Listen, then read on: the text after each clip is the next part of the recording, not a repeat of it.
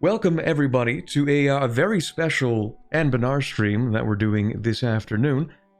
We're going to be doing a little interview with one of the members of the Anbennar team, mostly talking about a lot of the stuff coming to Lamentair, a lot of the pirates and stuff. And yeah, we might as well get started with that. No long introduction today. We're going to go ahead and introduce, we have here with us LVT, who you might be familiar with, at least some of his work, as he did work on the Pashiny tree that we streamed the vast majority of a couple months ago. And if you'd like to go ahead and complete the introduction, go for it. LVT. Okay, hello. Hello everyone, I'm very glad to be here. So, as was said, I'm a member of the Anbennar team. I have joined, it's been 2 years ago. And since I've joined, I have worked on quite a few things, mostly mission trees. Some of my work includes Karakan Bar, though we don't talk about it. Other than that, Pashiny, I think, is the most well-known and well-received when it comes to my mission trees.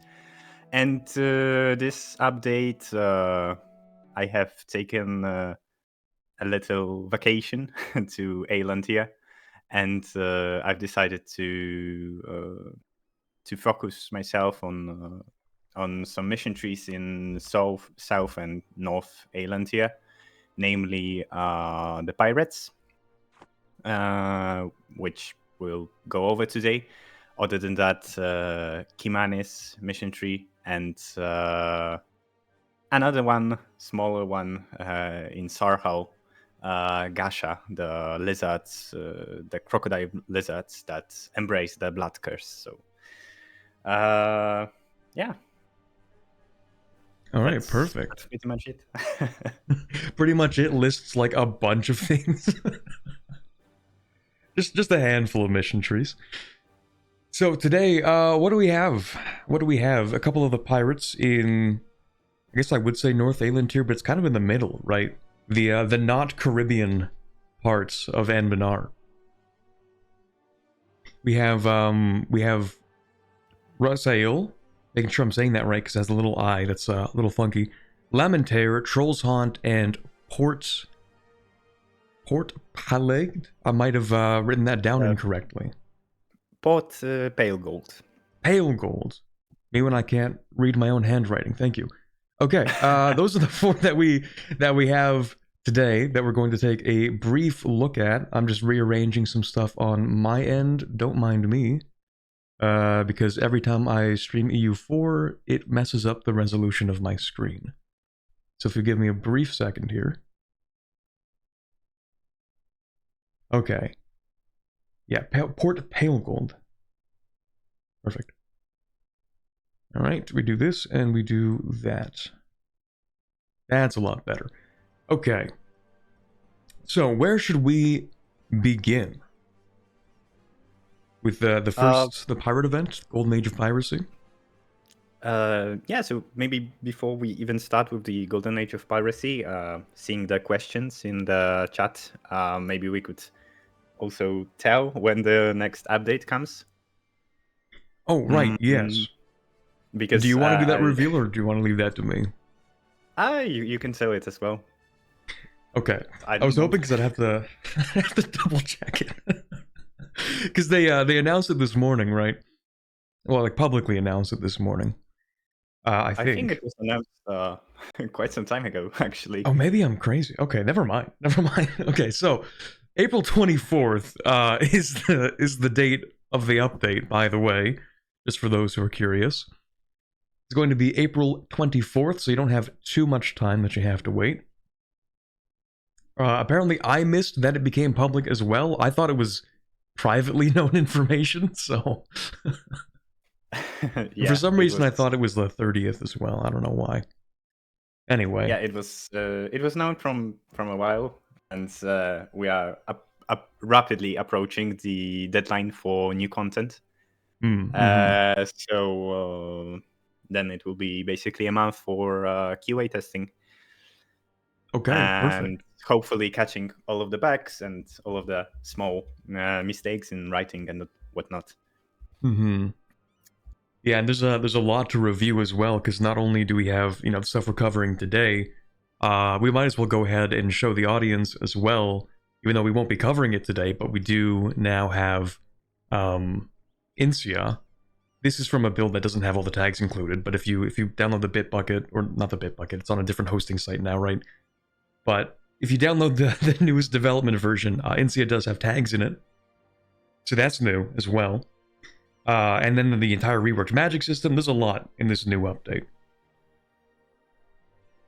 Yeah, actually, it's shaping up to be the biggest update up to date, which is pretty impressive considering the last update was already the biggest update up to date. You guys keep hitting it out of the park each time. Actually, yes, insane work by everyone contributing to the mod. Some of the highlights, of course, include the mission trees, which we don't know how many will go in yet. We're not yet sure, but like with 100% certainty, I can say we will have more than last update, so over 40. Over 40 mission trees. Yeah, up to 60, I would say. Like we're not yet sure what number we will reach, but that's crazy. Yeah, that's really crazy.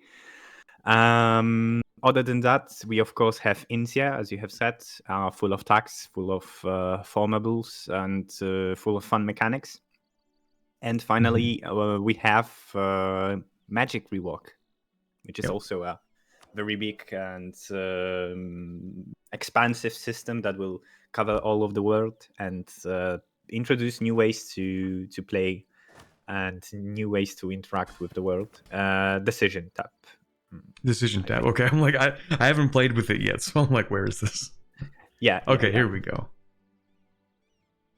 I think because I have a. Oh wait, I see. Reveria is artificially only. So they don't have them. But if we go to one of the pirate tags, we will surely see them. So yeah, a lot of stuff coming up in many parts of the world, and yeah, a lot of exciting opportunities. Yeah, very exciting. I can't wait to get my hands on the finished version, so I can put something out for April 24th. Yeah, especially Magic system. It's very impressive. It's constantly getting updated. Huge shout out to all the people who have worked on it, because the amount of work that has gone there is indescribable, and the amount of beautiful art, the interesting writing that we have is absolutely stunning, and it's a very big honor to be part of like such a creative community. Yeah, like it's incredible what the Anbennar team is able to do in EU4. Just like the sheer number of UI, like complete remakes for the UI on top of entire new systems. It's really, really impressive stuff. But today we don't have enough time, unfortunately, to go over the entire magic system. We do have enough time to go over pretty much all the pirate stuff that's available in the upcoming update, right? Yeah, that's correct. It's not all of the pirate stuff that will be in Anbennar, because contrary to what some may think, this probably won't be the last update of Anbennar. So there's more to come, and there are already projects to give even more content to the pirates. But we'll get there when we get there. Okay, we'll get there when we get there. Perfect. I think that's a good segue to get into the whole situation with the pirates in Lamentair. What are we looking at here? The age of rediscovery, reclamation. The elves are coming back. Yes, so basically, as the Lamentair was discovered by explorers from mainly Lorentz. It quickly became, well, so to say, visible how profitable the trade between Lamentair and Kano is. But also it has quite quickly shown that pirating can also be a very profitable business indeed. Of course. And in lore, actually, there were many pirate republics, bigger ones or smaller ones, that were established in the period in the Ruined Sea primarily, where they have raided the convoys of countries such as Arthropod, Kalasani Trading Company, Vanbury Guild, and the Ran Trading Company, for example. So all in all, the pirates were very active, and despite there being, like I said, many pirate fleets, the 4 best known ones, or the 5 best known ones, are of course Ruin Scourge, Knolls of Mix, which were present in the mod since long time ago. They have had mission tree, a very expensive mission tree. Though it was a pretty old one, and it has gotten a significant update dispatch. And outside of Mix, we also have 4 other pirate republics that we can present that have gotten the mission tree. And what is very interesting is these countries, they were in the game since at least 2 years. I think they were added before I joined Anbennar, but almost no one has ever seen them or played them, which was due to the spawning conditions being very difficult. And basically one of the spawning conditions required a treasure fleet to flow next to the island where the pirate republic was supposed to spawn, which was basically an impossible requirement. How was that going to work? Seeing as the only possible colonial nation that has gold is Amadia. So it basically required the colonizer to colonize Amadia, have gold there, and later to have a treasure fleet flow from Amadia to Kano. And the result was that you could almost never see them. And also the other requirement was that all of the ruined isles had to be colonized. And this, of course, posed a significant problem whenever colonial tax would form and they wouldn't have enough money to keep colonizing the colonial holdings, the colonial region. So, of course, basically this meant that colonial tax, that pirates never spawned.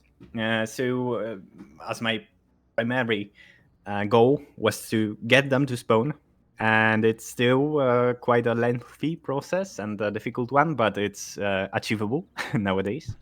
And I guess we could show the Golden Age of Piracy event. Sure. Yeah, I was going to say, I don't think I've ever seen most of the tags here. I kind of just assumed that they were all new, because I've never seen them before. But so the new event rather should make it a lot easier, I think.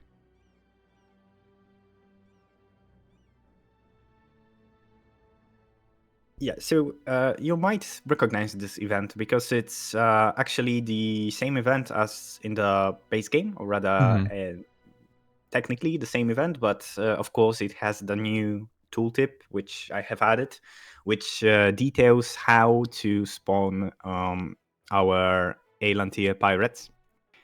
So as you can see, in the text, there are 4 of them, and if you click the event, the first option, and go into the trade map, you will actually see a small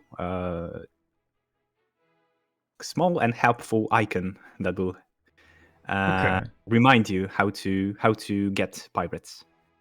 Okay, so if we click this, I know for sure that one of them spawns, I think, over here. Here we go. Yeah. So we get a little thing here, potential pirate home port. Okay, so we just have to colonize 63 provinces in, let me see here. So it's going to be the Ruined Isles. You have the North Ruined Isles, which are up here. Andreliand, and the one that I always forget the name of. What's it called again? Let me see here. The Ravenous Isle. I think these are the four spawning conditions, right? Yeah, so here, Ruined Sea, or up here. Yes, the Isles of the Ruin proper. Yeah. Because the Ruin proper subcontinent also consists of the Trolls Bay, Bloodgroves, and Reaper's Coast, but our pirates are more focused on the Isles themselves, so they don't want those holdings that are on the mainland. That makes sense. Okay, so let me see if I can spot them here. So we have this one over here, which can be Rasail. Let's see. I'd have to go on a bit of a treasure hunt to find the rest of them. So I actually don't remember where, like, the actual individual provinces, where each one's supposed to spawn. Yeah. So you can go to the like look up for the provinces. They are the first one is Fatent. Fatent. It's how do I spell that? I think if you write fat, it should show up. Oh, fat end. Gotcha. Fat end. Yeah. Right. Okay. Here we go. Okay, so we have this one over here. This can end up being Troll's Haunt. Okay, yes, good thing I didn't get that wrong, because I thought it was Troll's Hunt for a while, but... which are not trolls. They're not trolls. That's important. They are not trolls. They are Garudians. They are basically Vikings. Okay. That went into piracy to the New World. Then we have the province of Ruined Stacks. Right, okay. Ruined Stacks. That one's for... Port Pale Gold. Exactly, that's right. These are our artificer pirates. They focus mainly on artificery. Troll's Hunt, they focus on magic. They are heavily intertwined with the magic rework. And then we also have Lamentair. I believe they spawn in Busted Rocks. Okay. I say Busted Rocks or Bastard Rocks? Busted. Busted, okay. Here we go. Yeah, Lamentair, gotcha. What's their deal? So these are... I wouldn't say these are my favorites, because I don't play favorites. But I really, really like them. They are the cultists of the Welos, which is the Canorian primordial god of the seas and oceans. Actually, if you go into the region map mode, you can see that the whole ocean that is between the Lamentair and Kano is called Welos Lament. It's believed in the cosmology of Canorian people that Welos has wept at the death of his sister Helena. Okay. Yeah, this is basically our version of Okeanos. And Lamentair are the cultist, though contrary to other attacks that may focus on Cult of Welos, Velos that is worshipped by Lamentair is not exactly the same Velos as is worshipped in, for example, Welair, Okay. which is to say that Aland here has a very specific thing going on, which is that almost everything that ends up there tends to be a little bit cursed or eldritch. And it's very similar with these cultists, actually. But as we will move on to the mission tree, I guess this will become more apparent. Mm-hmm. Okay. Everything's a little more eldritch around the Ruined Sea.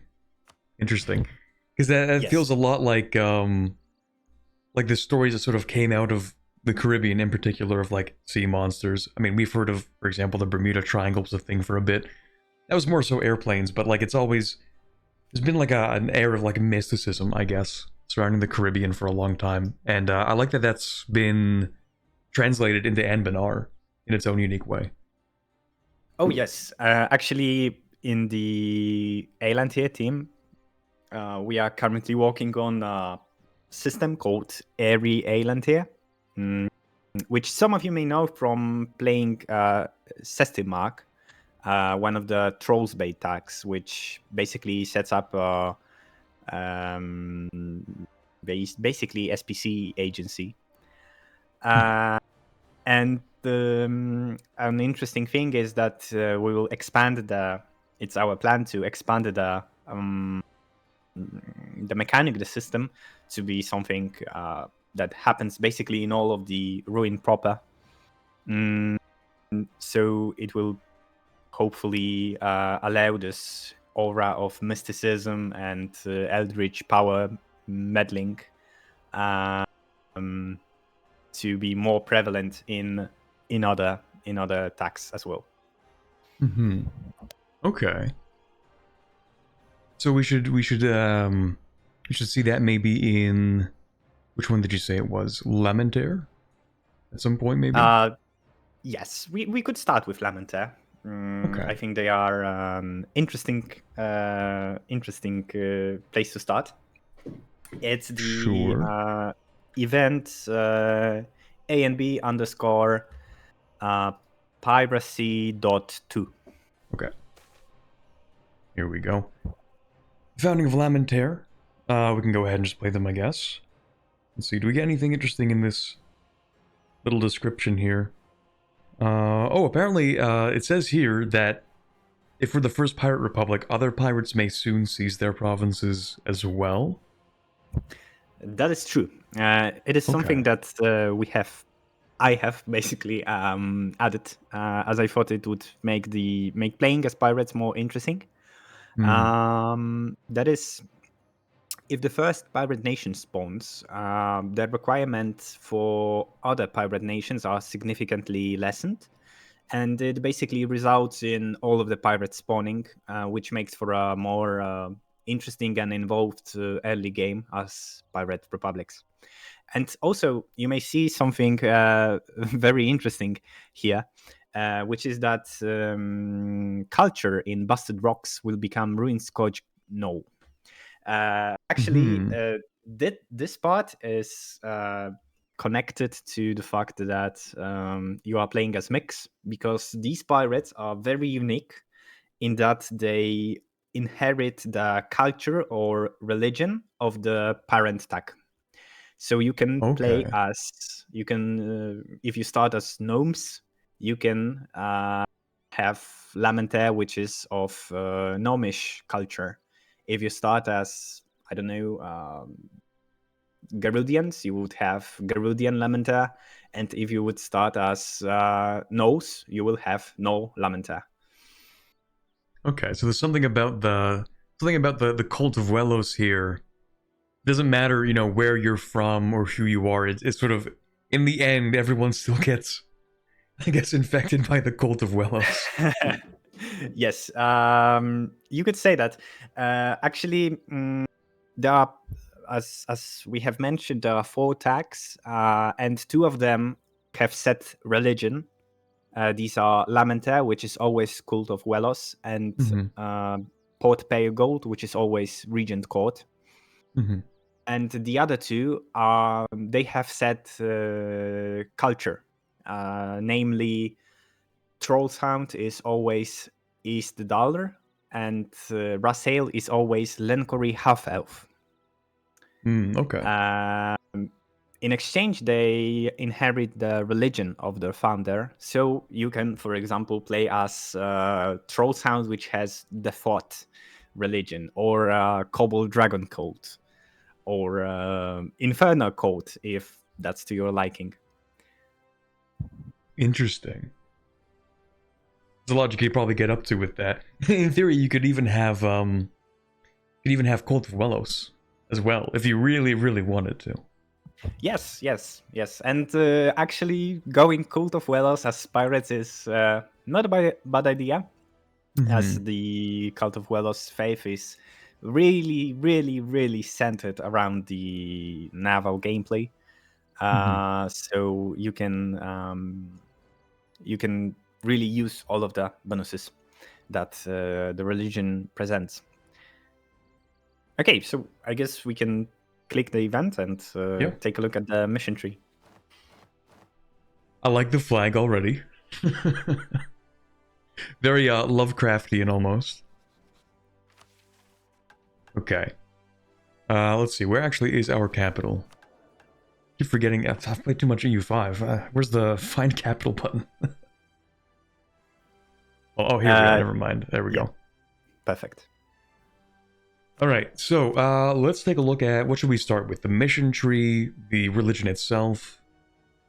We can actually start with the religion. Sure.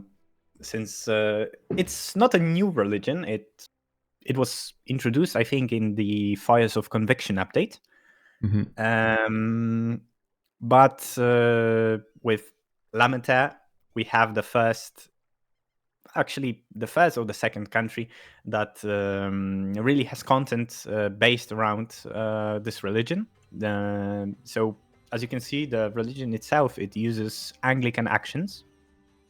And if you take a look at the actions, all of them are themed around one particular servant of Velos. So there's Kraken, there's the whale, there's shark, sailfish, etc. All of them are the servants of Velos, and you need to gather boons from all of them. And when you do, you unlock the ability to use the last action called the Deep One, which is sort of your capstone. So basically, the goal of Cult of Velos countries is to use all of the boons from the servants in order to unlock the Deep One ability, which is quite powerful and allows and it basically allows you to gain some production development, to gain some stability, naval morale, and all of that. Basically, a lot of the boons that you can see here are directly connected with naval combat. So we have chance to capture enemy ships, naval morale, we have heavy ship combat ability, and it's a very good religion if you are intending to go full naval gameplay. Though perhaps it's not the best religion if you are landlocked. Probably Fortunately, you can't convert to this religion if you are landlocked unless you do it via console. So, or you accept the religion and then become landlocked. Okay, that's fair. But like, how many of us are bad enough to lose to AI, right? Like, true. Okay. So each of these are each of these like they have a 10-year cooldown? Because I see a lot of these are for 10 years, that kind of thing. Okay. Yes, they have cooldown, but you can basically use those that don't have the modifier. They have like the cuttlefish, They can be used whenever you have enough religious power. They cost less religious power than usually because their cost is 75 and not 100.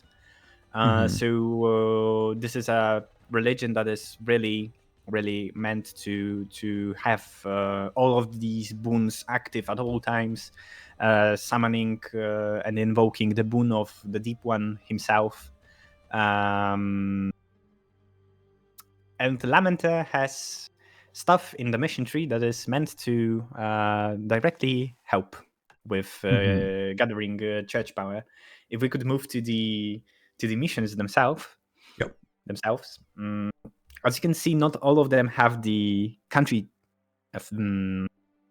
shield, and that's because similarly to what I have done with Lunar River Miners and Pashaini, I have decided to give them a shared mission tree with one branch that's dependent on the tag you are currently playing as. This is my design principle, where I believe that certain tags have a lot of stuff in common and the goals are very, very similar. And so making a fully bespoke mission tree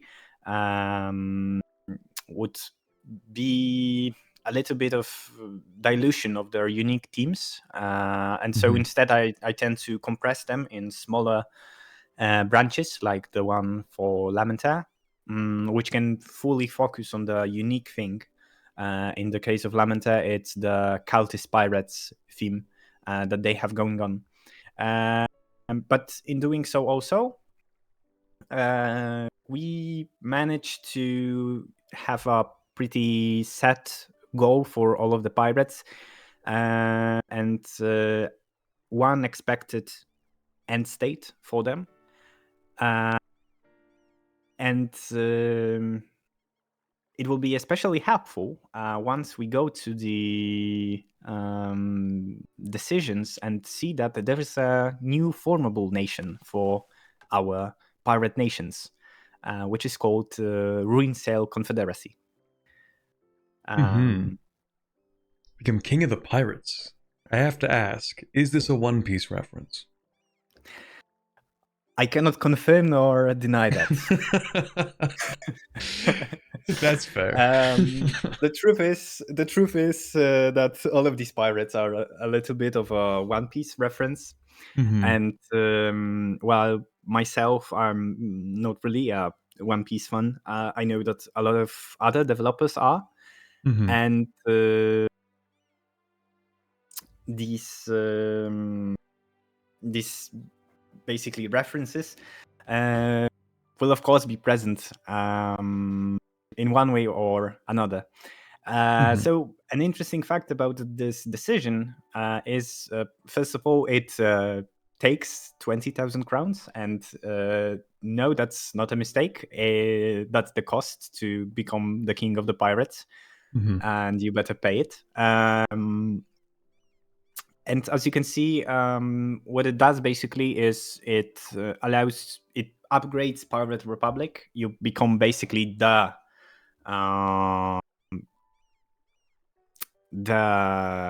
pirate nation, the definitive pirate nation.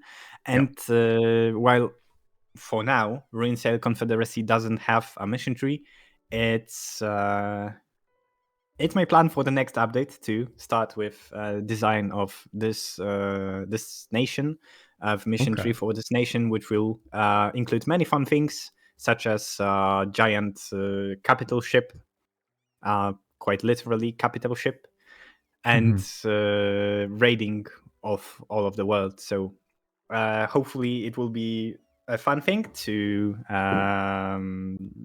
experience next patch. But for now, we have the mission tree itself for the preformables, and I guess we can take a deeper dive into the shared part at start, because it introduces some of the mechanics that would also allow me to explain a bit how the thought process and design process for missions in Anbennar basically goes.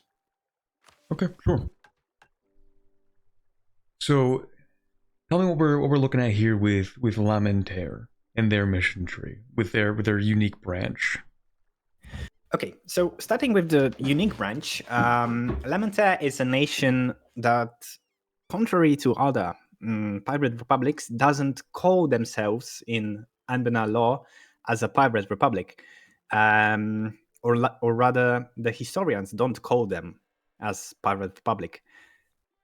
In fact, they are called a cult because, in essence, they are a extremist cult of Welos religion.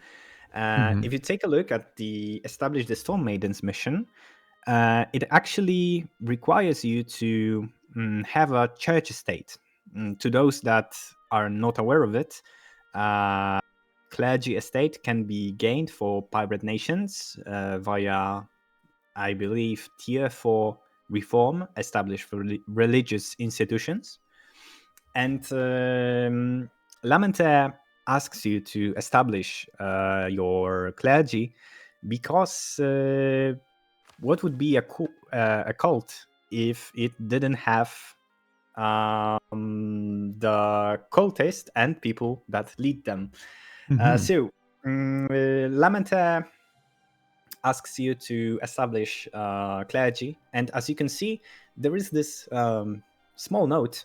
As long as the vote of Welos country modifier is active, finding a buried treasure will convert random coastal province religion to Cult of Welos. It is connected to the shared part of the mission tree,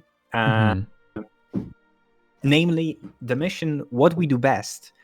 If you hover over the rewards, it tells you that they will unlock a special system called treasure hunting. Okay. This is a system that I'm very proud of, and one that I think fully encapsulates what I believe is a good design principle. Basically, one of the most important things when I design my mission trees is to translate the law of the nation into gameplay. For example, in the case of Pashaine, I have focused on using estate agendas to represent the structure of governance based on guilds. And in the case of pirates, well, I thought that the most obvious thing that all pirates want to do is to raid coasts. And another very important thing they like to do is to find treasures. So I wanted to tie all of them, both of the mechanics, and use them to create something I hope is interesting. If you would follow the event for which the ID I have sent you, we could see a better explanation in the event itself. Okay, let me pull that up real quick.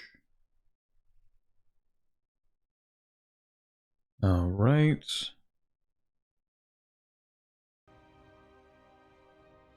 Okay, yeah, if we go ahead and paste that in there. Here we go.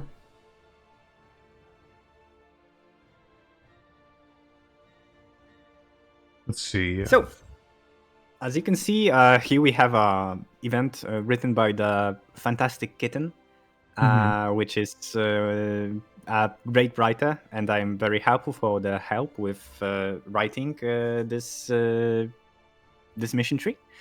As you can see, raiding coasts will have a chance to bury a treasure.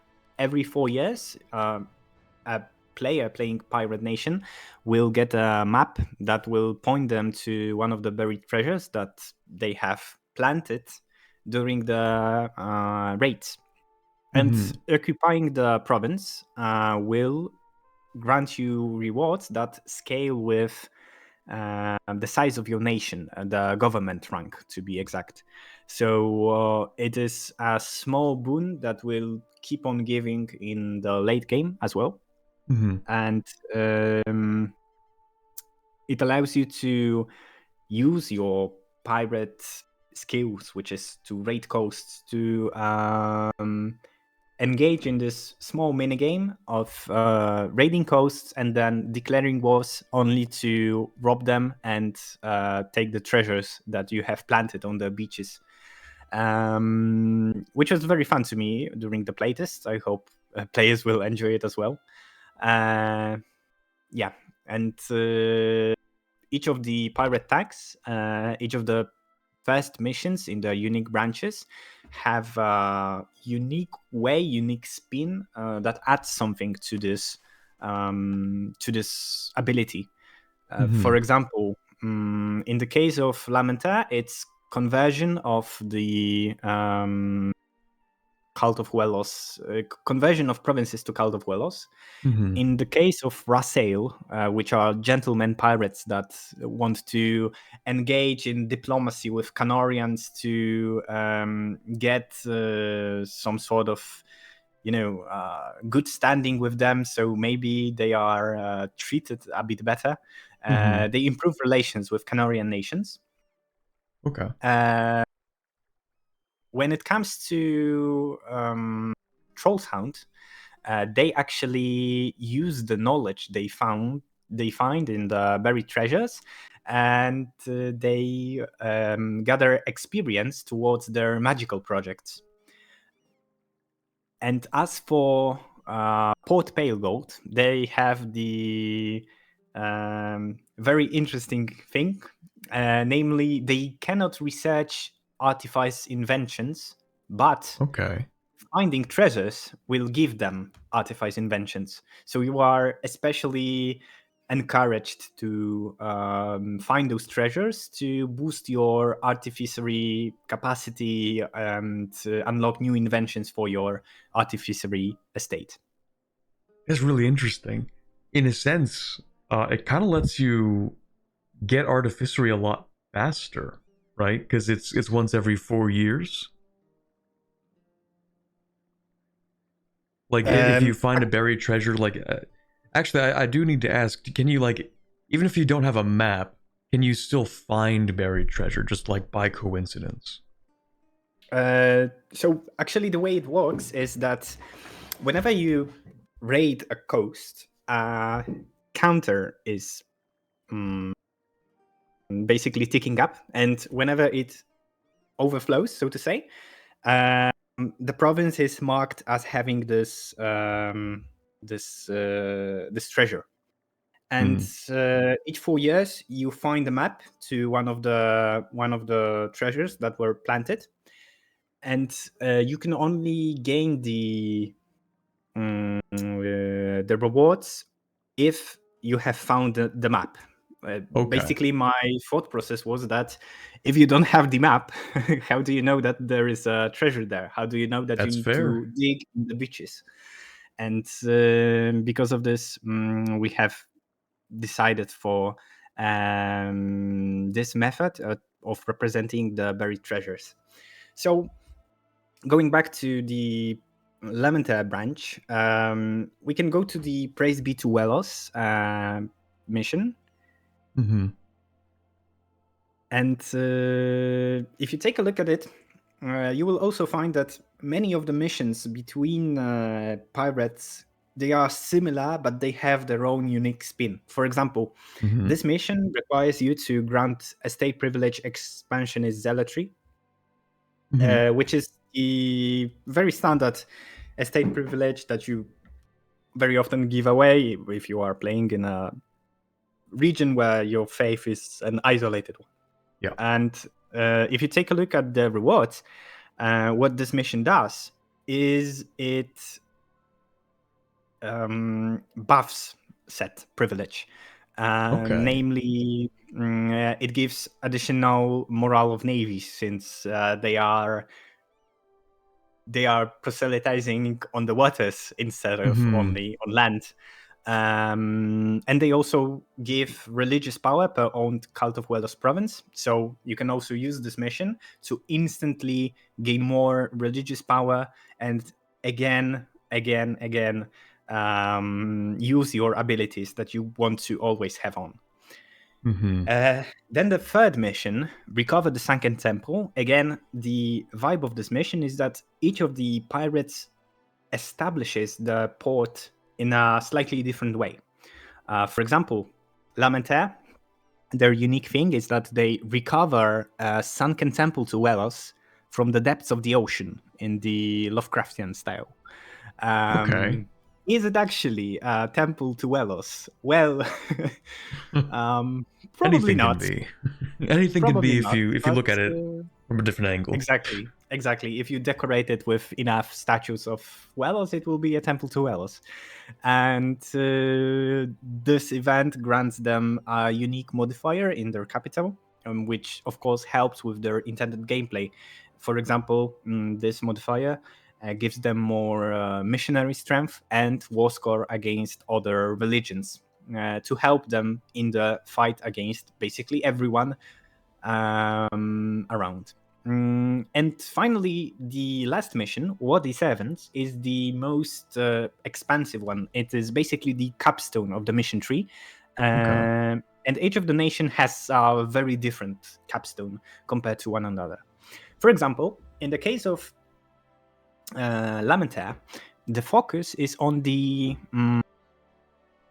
two things that are connected very deeply to Welos, which is the sea and the religious actions that he grants, the boons.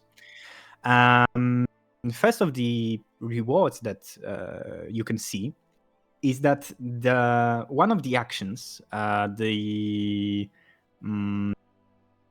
believe it's the lightning sailfish, is replaced with a religious action that's about the shifting nautilus. It also represents this shift from this religion, because Cult of Welos in Cana is regarded as a religion of fishermen, of sailors, where Welos is worshipped as god of calm seas and something like that. But Lamentair thinks that this interpretation is, to put it mildly, a very weak one, and they instead believe in Welos that delves beneath the ocean, that trembles the waters, that causes earthquakes, that claims the souls of the sailors, and the way they worship him is much more sacrificial and much more aggressive as well. And as you can see here, this religious action, normally the lightning sailfish, it gives it spawns an admiral scaled with naval tradition that has additional maneuver pips. But whenever you upgrade the religious action with Lamentair mission, you actually boost this religious action to give you additional shock pips and fire pips to the created admiral, as you create something which is called the Drowned Ones. If you go to the, I believe, 7th idea of Cult of Welos, of Lamentair, I'm sorry, I believe it talks about the Drowned Ones, which are basically those sailors who undergo transformation into basically Davy Jones. Oh, okay, yeah. Basically become almost like underwater zombies in a sense. Yes, you could say that. Basically, they are turned into the ultimate worshipper of Welos, and I believe it's a very interesting interplay between between Lamentair wanting to focus on the religious actions, but also on having those very powerful Drowned One generals. This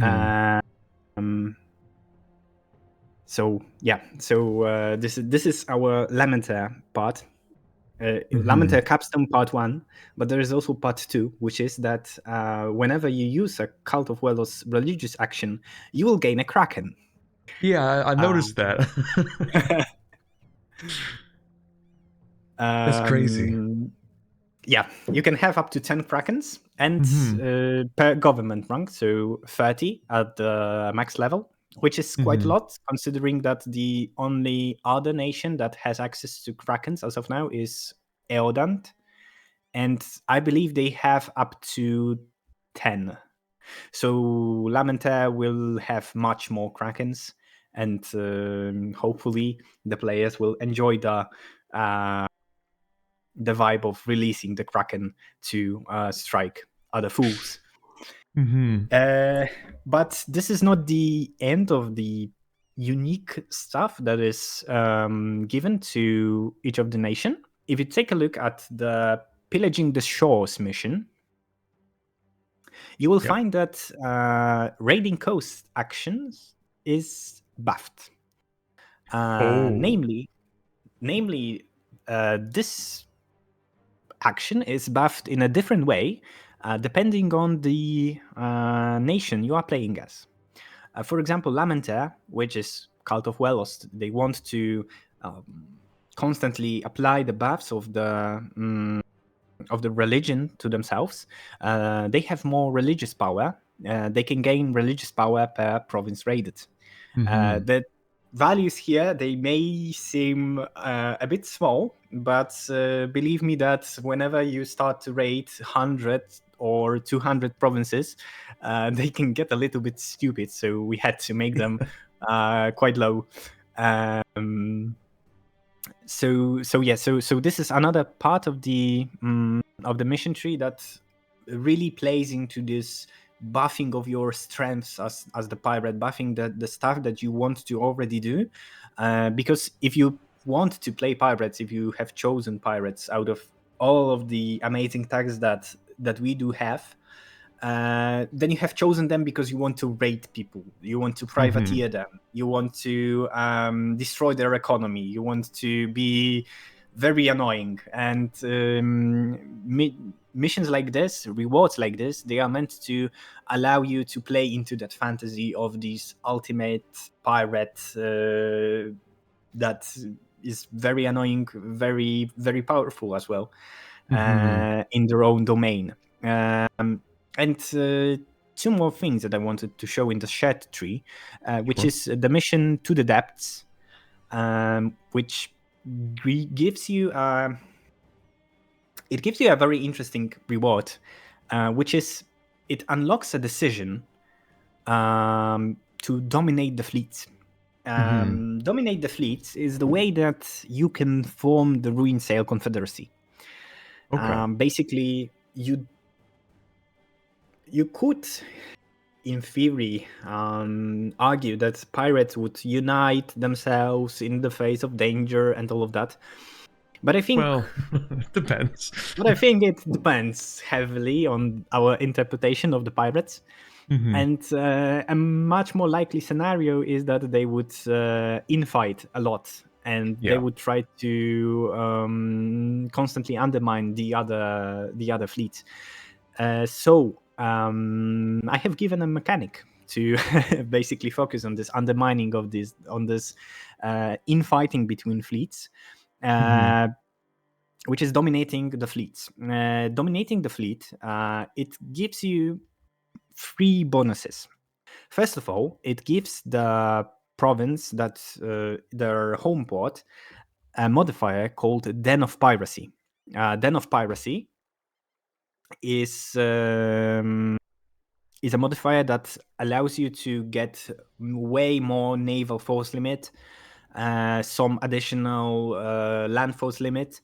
And if you take a look at Protect Our Loot, you will actually see the Den of Piracy effects, because Protect Our Okay. Loot gives Den of Piracy to your capital.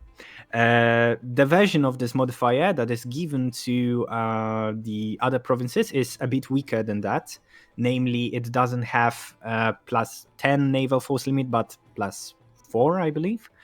Okay. But all in all, just from the Dens of Piracy, you get around 30 naval force limit. So you get a lot of naval force limit and land force limit through these modifiers. And Mhm. so that's the first boon of Dominate the Fleet. The second boon of the Dominate the Fleet decision is that it upgrades your it upgrades Dominated Fleet's country modifier. And Dominated Fleet's country modifier boosts your coastal raiding range, so you can raid more. It boosts your naval morale, so your navies are more powerful. But the most interesting and fun modifier is that it gives you additional flagships. You can get up to +4 flagships from this ability, because there are 4 other fleets you want to dominate. That makes sense. So all in all, you can get 5 flagships. So 1 for each of the fleets.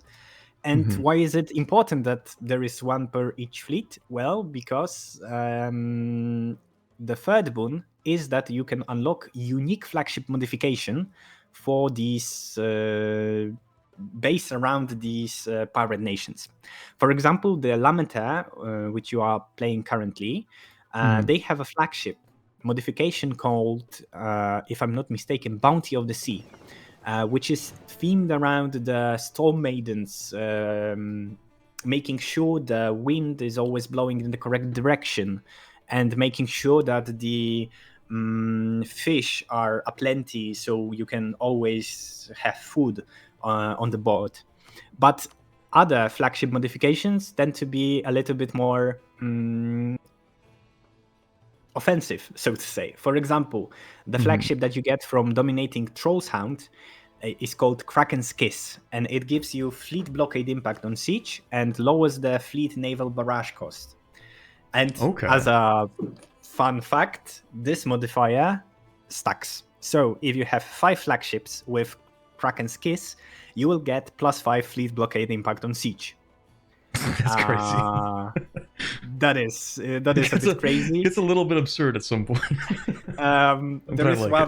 There is one playtester that has posted a meme to Reddit, where they have stacked all of the sources of fleet blockade impact on siege, and they have gotten to +13, I think. So they had started all of their sieges with 78% or something like that. But then again, it's all part of the playing into the flavor, playing into the vibes of the nation that you wanted to do, right? Yeah. Then we have Port Palegold. Port Palegold is quite a unique nation out of all pirates, because they focus on the smuggling. The favorite things is smuggling. And for smugglers, they don't necessarily want to privateer, because they know how to operate on the free market. So, because they can operate in the free market, because they can operate on the free market, they want to actually protect their trade, and they are rewarded for it via the flagship modification, which is Smuggler's Bay, that gives them +3 trade power per ship in fleet. So you get a lot more trade power, and you have very powerful trading ships. And their unique raiding coast ability, as you have seen, is them getting innovativeness, because they are scouring for all of those artificery doodads and magic things that they can find that will boost their knowledge of artificery and all of that. So they are also a very interesting tag in this case. And finally, our fourth nation that we haven't talked about yet when it comes to unique flagship modifications is Rasail, which has Admiral's Pavilion. Admiral's Pavilion is a bonus they get. They are basically gentlemen pirates that are cosplaying as pirate nobles. If you could spawn them very quickly with Unpiracy 1, they have some fun rewards. although these are still provisionary, since we'll have to do some balancing of them. But if you take a look at the first mission of the unique branch, Letters of Mark, you will see. Wait a second. Oh yeah, okay. The stream has frozen a bit for me, and sorry. No, don't worry about it.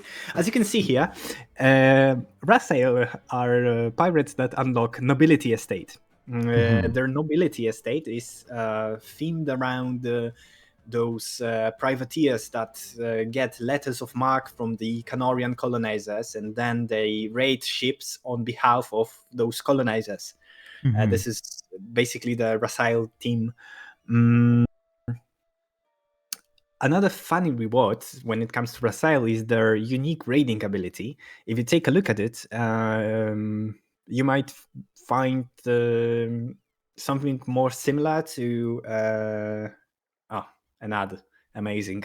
You can find something similar to Port Pale Gold, where they get army professionalism per province raided. So it's another one of those buffs that really ties into their identity of those very gentlemanly, swashbucklery pirates that are more disciplined than other crews, and they are very sweet-talking, charming rogues, and all of that. So they are focused on this stuff, and they also get access to the unique heavy ship that Lencori nations, so Lencori, so from Lensenor, or the region where Laurent is, behemoths, which are powerful heavy ships modeled after men of wars. As you can also see, they get access to Parley, custom diplomatic action, which allows them to clear the opinion malus gained from raiding codes and privateering. So it's a reward that I am still a bit on the fence about, because the reward itself is very thematic to them.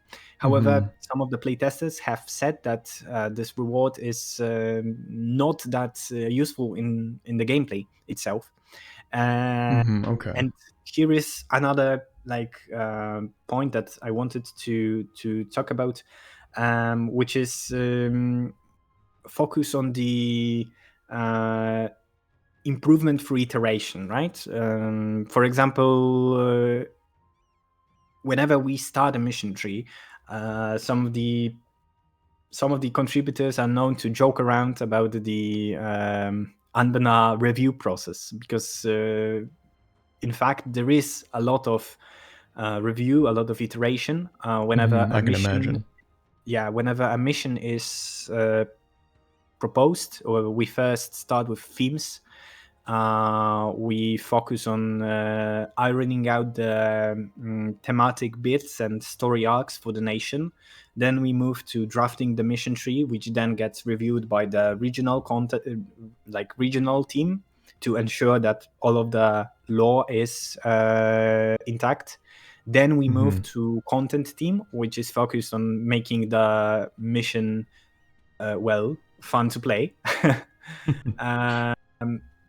Then we have balance team, which focuses on achieving a reasonable standard of balance. Of course, it's hard to balance everything perfectly, but where the mission's too easy,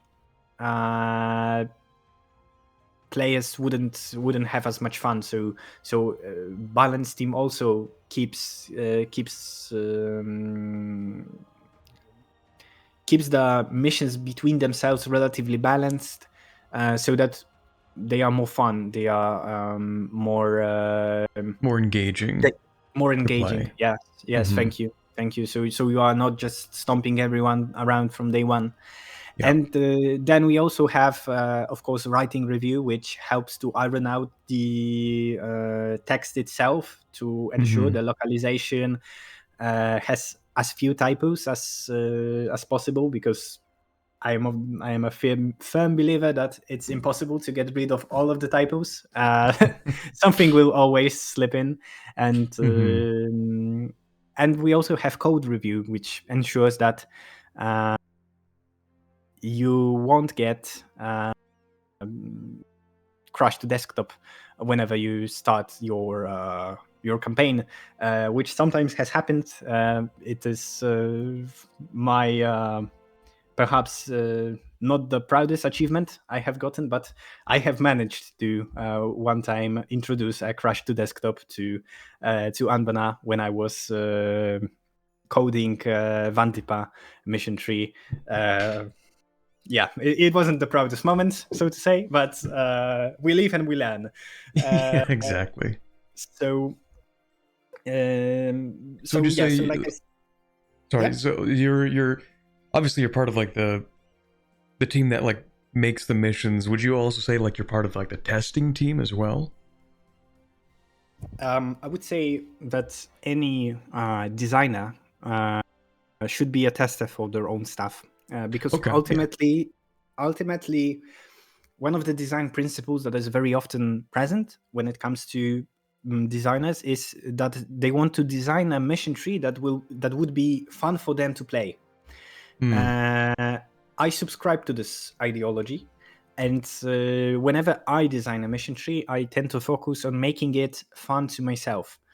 For example, my favorite nation out of these four is Brazil, as I have said, because I basically very much enjoy this imagery of charming rogues that are dancing with the damsel in distress, and then they go around to steal from the baron that is holding the party.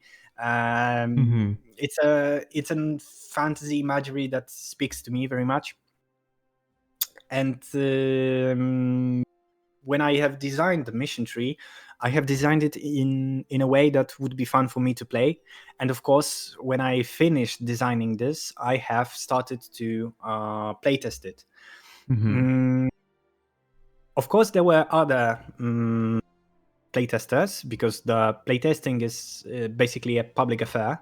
As you can basically just send a message that, hey, I'm looking for playtesters, and I wanted to actually give a shout out to some of my playtesters, because they have helped me immensely with the mission tree. So I wanted to give a huge shout out to Nair, to Yukiko Honomiko, and to Rin, which have given me a very in-depth feedback for more than one of the pirate nations, which also allowed me to better balance them against each other. And I think that we need to remember that what we are doing here is making a mission tree that is to be played. And if we make something for others to play and enjoy, despite the fact that they may not see our artistic vision, it is them who will take enjoyment from it, or who won't enjoy it. And so for me, it's very important to listen to the complaints of the community about my mission trees and try to act on the feedback that they give me back. I always tend to ask, what are the fun parts? What are the parts that didn't work? For example, Parley for me was a very fun thing, and I had great fun with it. But multiple testers have told me that this part maybe needs some rethinking, because they didn't find really a use case for this ability. And so I am of the opinion that I should listen to them when it comes to them telling me what is fun. Because, of course it will be fun for me. I designed it to be fun for me, but I also want it to be fun for them. So this is the vibe that we have with the pirates here. As a final perhaps thing, to not take too much time, maybe we could try to form the Ruin Sail Confederacy, perhaps. Okay. I am not sure if. I think you should be able to just use to just integrate some of the countries that are established around here. Yeah. It's. I think what I should do is let's see, does it I so it could doesn't also include this, but yeah, I that should would be doable. integrate mechs and assimilate the and assimilate some of the tags that are formed around here. Yeah. Just before we do that, we sort of took like a brief look at 3 of the tags. I don't think we actually released Troll's Haunt yet. Oh, yeah. We got some of that. I might as well. I think it would be worth it just, to be thorough Yeah, with sure. it. Sure. Is that number 2 or number 3? 3. 3. Okay, gotcha. We might as well take like just a brief look at these guys to see what their deal is. You already mentioned that, of course, they're more about magic, so they get mana for raiding coasts. Of course. Yes, that's correct. They get mana, and they are actually out of all the hybrid tags, I would say these are the most evil ones. Oh, okay. Basically, if you take a look at the first mission, Dreaded Mists. Okay, so a small lore dump, but basically, on the Welos Lament Ocean, there is something called Welos Sai, which is a type of magical fog that rolls from the Lamentair to Canor Coast. And it has some strange effects. Again, playing into this whole Bermuda Triangle, freaky eldritch concepts and all of that. Troll's Hound are guys who took a look at it and said, based, and we want to repeat it. And we should do more of that. We should do more of that. Yes, exactly. And so they did. Their first captain is Vebjorn the Quiet. He basically believes that Gerudians who have moved away from raiding coasts made a terrible mistake. He really doesn't like that they have moved away from raiding coasts. He thinks that raiding coasts was their cultural heritage and shouldn't be abandoned. Okay. And so he decided to continue raiding coasts, but this time in the New World. And so, yes, thank you.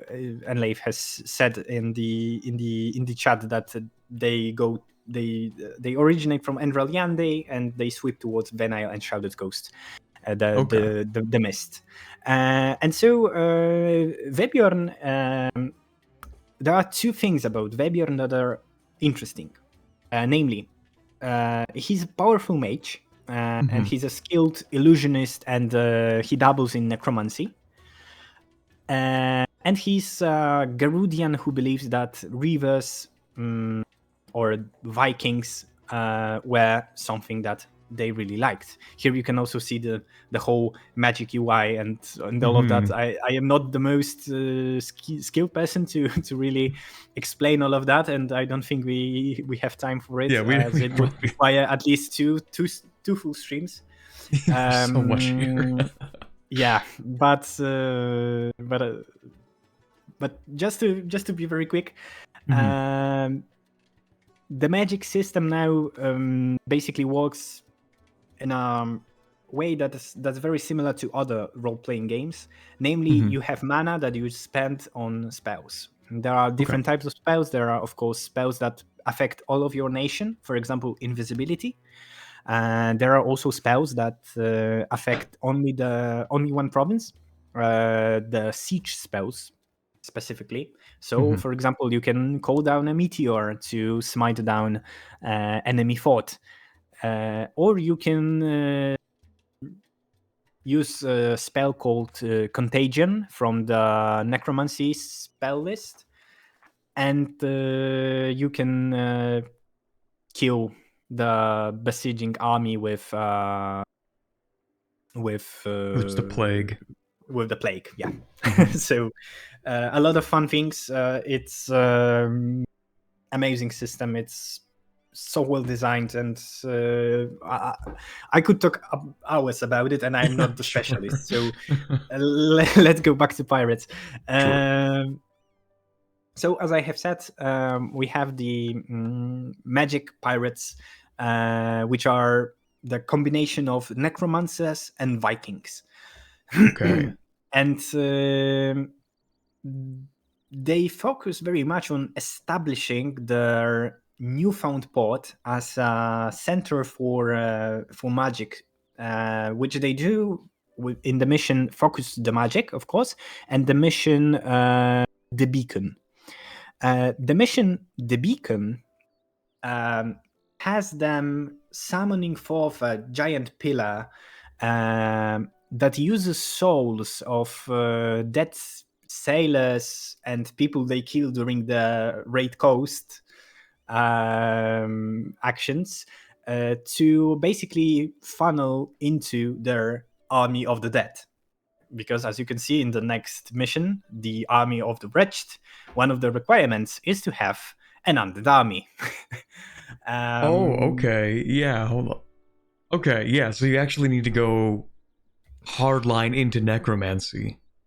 You do. Trollsound focuses on necromancy and illusion magic. Mm-hmm. Namely, they use the Army of the Dead as a sort of main force behind the conquest. Mm-hmm. And they also use illusion magic to mimic the fog that we have talked about. If you take a look at the reward, you can see that the spell invisibility, this also showcases how granular and modular the magic system is, because we can modify effects of some spells, we can give additional effects, so it all opens up a really deep well for us designers to basically take from and just design new stuff around it.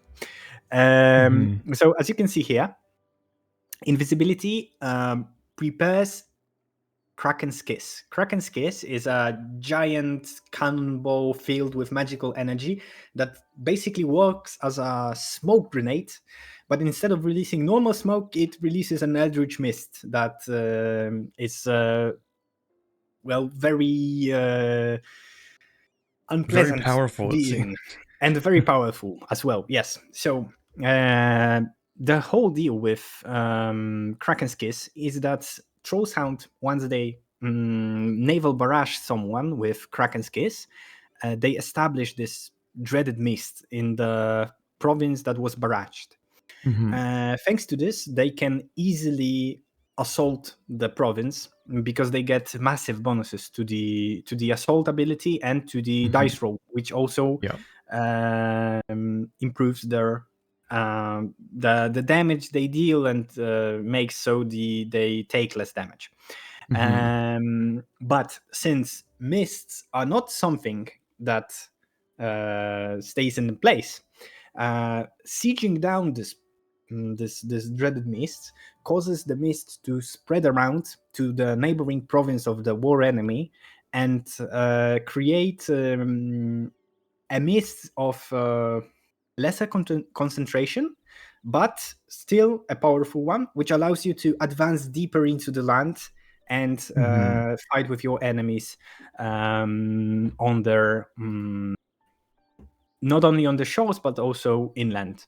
So they have a very specific playstyle with barraging forts and then slowly moving forward inland using their powerful and very big undead armies, right? So this is their deal, basically. Is Kraken's Kiss, is that so is that consistent for 5 years, like every time you use it, or do you use it like once and then you have to reapply it? You use it, that's a good question. You use it once and then you have to reapply it. I would like for it to be something constant, but I also like to have my head on my shoulders, and I think if I proposed Kraken's Kiss to be just a persistent effect, the balance team would kill me. So I tend to be a little bit more considerate with my my bonuses that I tend to give in my mission trees. However, as I have already mentioned, there is already a mission tree for the Ruin Cell Confederacy in progress, and nothing stops me from improving this ability there, because I want to have some callbacks in the formable mission tree to have some callbacks and some unique bonuses depending on what tag have you started as. So, for example, one of the plans that I have is for Troll's Hound to basically for the mists to allow to be spread indefinitely. So, not just like one province into the mainland, but also but whenever you siege down a province with dreaded mist, it spreads to neighboring provinces. Oh, so you can carpet siege it forward. Exactly. That's the vibe that I want to have for Troll's Hound. And for other attacks, it will be other things also connected with the unique mechanics. So, for example, for Lamentair, I want to do something about the Krakens. I want them to have more Krakens, and for the Krakens that they have to be a bit more powerful, and also to gain more church power, so you can churn out more Krakens and all of that. So, actually, I have a question about Lamentair briefly, if that's okay. Yes, of course. So I did notice with the Krakens, obviously they're a heavy ship, and I've had this debate in the past with some people, but when it comes to ship engagement width, do you view that as a positive or a negative modifier? It's an interesting thing, and it's very funny that you have asked about it, because just today I have asked the people who are more better versed in code if it is something that we could change, because despite the fact that this modifier, as seen with the Krakens, is in green. It's a negative modifier. It is a negative modifier, isn't it? It is. It's a negative modifier because it makes it so each of your heavy ships takes 4 places instead of 3 places. So if you have combat width of 12, you can only deploy 3 Krakens instead of 4 heavy ships, right? Yeah. So there is a smaller amount of heavy ships that you can deploy, but unfortunately, this is something that Paradox has hard coded and something that we cannot really change. So our only hope is for them to remember that there was this game that they have developed for 10 years, and maybe make a patch that would fix this bug. Actually, before we form the Ruin Cell, I would also like you to click on the province that is directly to the south of the capital province of Lamentair. There is this small island called Melted Detritus. It's to the north. Oh, to the north. To the north. Okay. Yeah. Melted Detritus. To the north. Okay. It is being colonized right now, so I don't know if that's going to mess up what we're trying to see. Yeah. If you could assimilate this province real quick, it's Sure. 1081. It's the ID. Trying to figure out what do I use for that? Because it's not quite colonized yet. Is assimilate is the term? The command? Yeah. If you use assimilate, it should work. Right. Okay. It is actually still here. Okay. I'm gonna abandon it and then colonize. You can. Yeah, you can just colonize it and it will work. There we go. Yeah, also Ruin Scourge, no, because because we were released from Mix technically. So as you can see, we have a great project, and it's a funny great project because it's a great project that is done for pirates. So if you have seen the Pirates of the Caribbean movies, in the first three, I think it was the third one, pirates, when they join up against Davy Jones, they have something which is called the Brethren Code, which is basically the like a shadow government of all of the pirates, where all of the captains from different fleets can talk on neutral grounds and all of that. I really like that idea, so we have made our own version of it, and our own version is called the Drift Code. It's a massive, supposedly existing. Its place in canon is actually a bit of a mystery, but it's basically a meeting ground for all of the main fleets and lesser fleets as well of pirates in the Ruined Sea. And as you can see, the rewards it gives are directly connected to pirate gameplay. So the Tier 1 gives you ability to produce cores via raiding coasts on Lamentair. Tier 3 upgrades that to all of Halan. And if you take a look at Tier 2, it actually has a very fun interaction with the capturing and destroying flagships, namely capturing and destroying flagships increases development of melted detritus as you take the scrapped parts from the flagship of Laurent or Gawet or any other country that you have defeated, and you build up the drift code from the remnants. Oh, that's pretty cool. So this is what we are going for basically with the drift code, and as you can see, you can gain up to 15 base development with this ability, which is quite powerful. That's pretty good. That's pretty good. Yeah. So it's one of those ones you'd want to keep at level 2 to do all the interactions with melted detritus, and then upgrade to level 3, or does it keep this modifier? You keep this modifier. You keep this modifier, so you don't need to worry about upgrading it. Actually, upgrading it to, I believe, level 1 is required in the mission tree. If you take a look at the very last mission, which is, I believe, Lord of Pirates. Yep. You can see that it triggers an event called Coronation.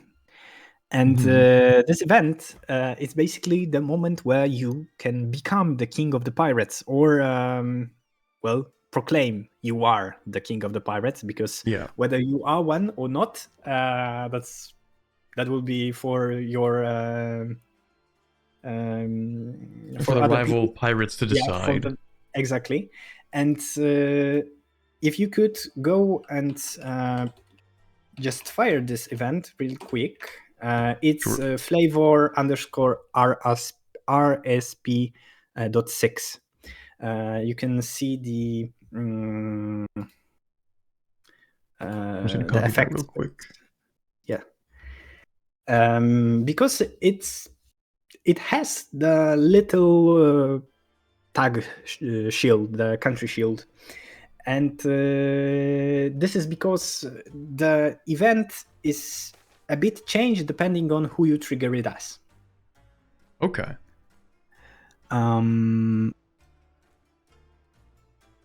Okay.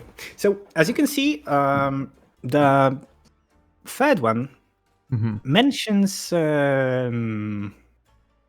basically the idea that your true king is Velos, and this is because you are playing as Lamentair, and this is the unique part of this event that triggers only for Lamentair. So basically, this event is your final event in the playthrough, and the one where you can choose to either leave behind your legacy as pirates, and this will allow you to form the post-colonial countries, such as Morail or Endraliande. Because if you could quickly take a look at the decision tab, and take a look at the Form Morale Nation, something like that. I'm not sure how the adjective is for this nation. If you take a look at the requirements, there is the last requirement, which is connected to the unique. Oh, okay, something's perhaps bugged. not. Perhaps not. Yeah, perhaps not. That'll be fixed. Well, that will be fixed. This is what I'm talking about: iteration and learning through doing. But basically, the way it is supposed to work is that you would see a giant X next to this decision, which would say, "Why would pirates form such a nation?" Yeah, that makes sense. So you cannot form them for as long as you are a pirate nation. And in the coronation event, the second option allows you to remove the black flag. And if you take a look at the first option, it gives you other rewards. Namely, it reduces the cost of the formation of Ruinsail Confederacy quite significantly to 7,500, which brings down the total cost from 20,000 to 10,000 because you need to have the drift court at the first level. So it basically 10,000 less. So that's a big boon. And also, forming Ruinsail Confederacy will allow your country to keep the map color that you currently have and get a unique rename. Each of the pirate nations, of the 4 pirate nations, can get this unique rename that is directly connected to who they are. For example, Razael changes the name to Razaliande, which means the land of the free folk in Elven. Pale Gold changes the name to Pale Gilded League because they cosplay a bit as those merchants and smugglers and all of that. So, and Trollshound has a name inspired by Icelandic language, and so basically Garudian language is basically we use Icelandic as the basis of that, and they are named. If I'm not pronouncing it horribly wrong, which I am probably doing, Ottaveldi Tokunar, which is the Empire of Dreadmist. Ooh, that's a nice name. So so they are very, very interesting. And if you could just take the first option to lower the cost and all of that, and if we could just show the Ruinsail Confederacy. Yes, and as Dave has said, these renames are optional, so you are not forced to do them. So if we could just do some integration, do some integration and some colonization, we could also showcase the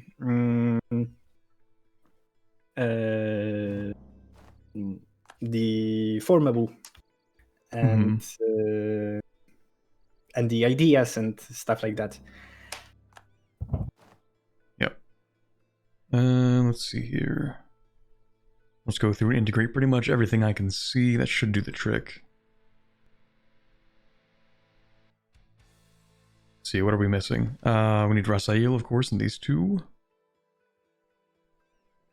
While I'm doing this, I know we didn't really get an opportunity to go over mix because it's more like a rework. More than just like an entire new tree, right? That's correct, yes.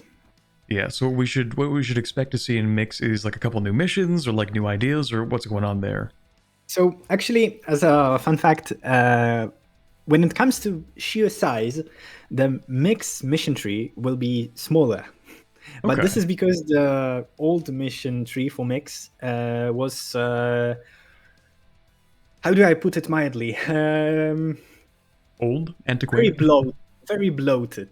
Oh, okay. It had a lot of missions that were very small in scope, very inconsequential compared to how late they happened, And the Forsaken, which is our revamping guy, known for revamping a lot of older content. He has trimmed down a lot of the missions. So there are, I think it went from like 80 to like 40 or 50 missions, but the missions themselves are more engaging. They are more connected to what Mix wants to do, and what Mix wants to do is to sell demonic crack. They get even a special mechanic to do that, in the form of a government mechanic. They get a wholly new government bar, which allows them to export the demonic demon blood, I think it's called, to their tributaries and subjects, and in doing so, they get money, they establish their influence. So this is what Mix does. However, Mix is very specific in the mission tree has one very specific thing, one very specific quirk, which is that you can complete only half of it if you want to go into Ruin Sail Confederacy. There is a mission called the Feast, or maybe it's an event. It's an event basically about a huge feast being organized. And depending on your choice there, you can either continue as Mix and don't form Ruin Sail Confederacy, instead focusing more on being the Shazop cult country that sells demonic drugs to everyone around, or you go more into the Ruin Sail route, which hopefully I will explain a bit when you form the country. Okay. Out of curiosity, so I'm looking at Become King of the Pirates, and it does cost 7,500. I did not complete this mission. You did not, but you fired the event. I fired the event. You're right. Okay, never mind. I'm just making sure. I'm like, oh, did I break something, or is it a bug? Or okay, never mind. No. You just fired the event outside of the mission, so that's why it has happened. No, that makes sense. Okay, gotcha. All right, we might as well then. Yes. I like the flag. Is it unique performing it as... I just forgot the name. As Lamentair. No, Lamentair. Unfortunately, EU4 does not support dynamic flags. So that'll be an EU5 thing, I'm sure. It's an EU5 thing. So we don't have unique versions of this flag. This is basically what you can see here, the Ruin Sail Confederacy. This flag is called Skull and Circle. And this is the Anbennar Jolly Roger. This is basically the flag for pirates. That makes a lot of sense. In universe. So if you could take the ideas, please. Sure. The event about changing the color will fire in one day, so don't worry about it yet. Sorry, I'll put that on the side. Yeah. So as you can see, the ideas are very much connected to what you would expect from Pirate Nation. So you have max promoted cultures because you accept all misfits. You have stability cost, which of course we always need some weaker modifiers and some stronger modifiers. You have coastal raiding range because you should have coastal raiding range as a pirate. You have naval engagement width, which allows you to deploy more ships. You have one of the modifiers I'm very fond of is I believe in the fourth idea or third idea, I'm not sure. It gives artillery fire, which is of course very powerful, since artillery fire impacts both the artillery that you deploy on land and the one that you deploy on your ships. So this directly also buffs your ships. So as you can see, a lot of fun things here. These ideas are perhaps not the most powerful when it comes to pure blobbing game, but they are very very fun when you focus on the raiding stuff, and this is what Mhm. you should focus on, because That's the why point. play pirates if you don't Yeah. want to focus stuff? And if you could stay for just a second on the sixth idea, the Harbinger of the Ruin, Mhm. because the Harbinger is actually the very thing that will be the centerpiece of the Ruin Sail Confederacy mission tree. Because as you can see here, Harbinger of the Ruin is actually the giant capital ship of the Ruin Sail Confederacy. Mhm. They are the basically, if you know about the Warhammer lore, this is the Black Ark of the Dark Elves. Okay. Absolutely massive capital ship that will go from continent to continent and will boost your abilities in said continents to do raids. Of course, the mission tree is not ready yet, but as a small teaser, I can tell you that this is something to look forward to, because I think the ideas there are absolutely stellar, and yeah, you will encounter many legendary pirates and stuff like that in the mission tree. So it will be hopefully something to enjoy. And the event Color of Glory is the event that fires and allows you to choose your tag color and your nation name. So you can choose to be of the Ruin Sail Confederacy color and name, or to take the name and the color that's based on your previous tag. So, for example, Lamentair is Lamentair Talasarki. That's quite nice. I do want to just bring it back for a second. Let me know if you can tell me this. When you do have like the floating capital ship, is it going to function in a similar way to like? Is it going to count as like a piece of territory that you can deploy coastal raiding from? Like it extends the range of your coastal raiding? So unfortunately, I don't think that's something very possible, because of course, limitation of the game engine. Yes, of And the course. way I am currently planning to do it, which is something that is public, so everyone can go into the channel and look at the themes I have proposed and mechanics I have proposed. So it's not a very, I'm not spilling something forbidden here. Basically, you will have a great project that represents your capital ship, which is the Harbinger of the Ruin, and you will be able to use to change your capital to other continents without problems. Basically, you won't create colonial nations as well, so you will be able to, for example, sail to Sarho or sail to Canner and park your ship in the Dame's Head. And the idea that I have, and I am going to propose forward, is that your whenever in the region that you have your that you have your Harbinger of the Ruin in. So, for example, you put it in Anbennar, and then all of the East Dameshead, it is, I believe, will be in the range of your capital ship. And being in the range of your capital ship will allow you to use its powers, basically. For example, some of the powers I have already designed and I'm planning to do is, for example, you will have a massive cannon there, and whenever you naval barrage in the range of the Harbinger of the Ruin, it will increase the siege progress by additional amount. So instead of progressing it by, I think it's 2, it will progress it by 5. It almost seems like overkill. You stack the flagships for the +5, and then you get the +5 from the barrage. You can stack the flagship to +10, actually. Oh yeah, of course. Why not?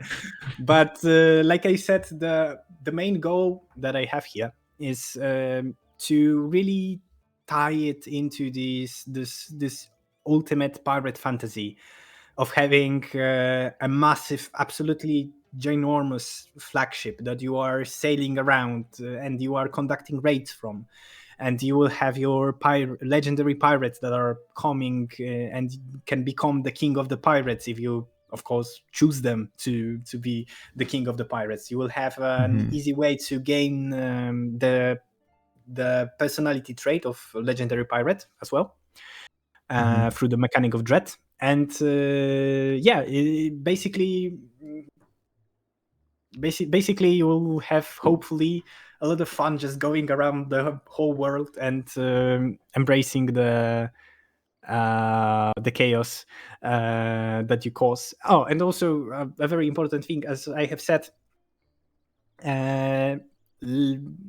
everything in central Lamentair is a bit eldritch. And of course, seeing as Ruinsail Confederacy is a formidable country in the middle of middle Lamentair, they also have this eldritch part to them. Namely, their actions, they start to gather interest of something, being a concept more than a thing, actually, called, and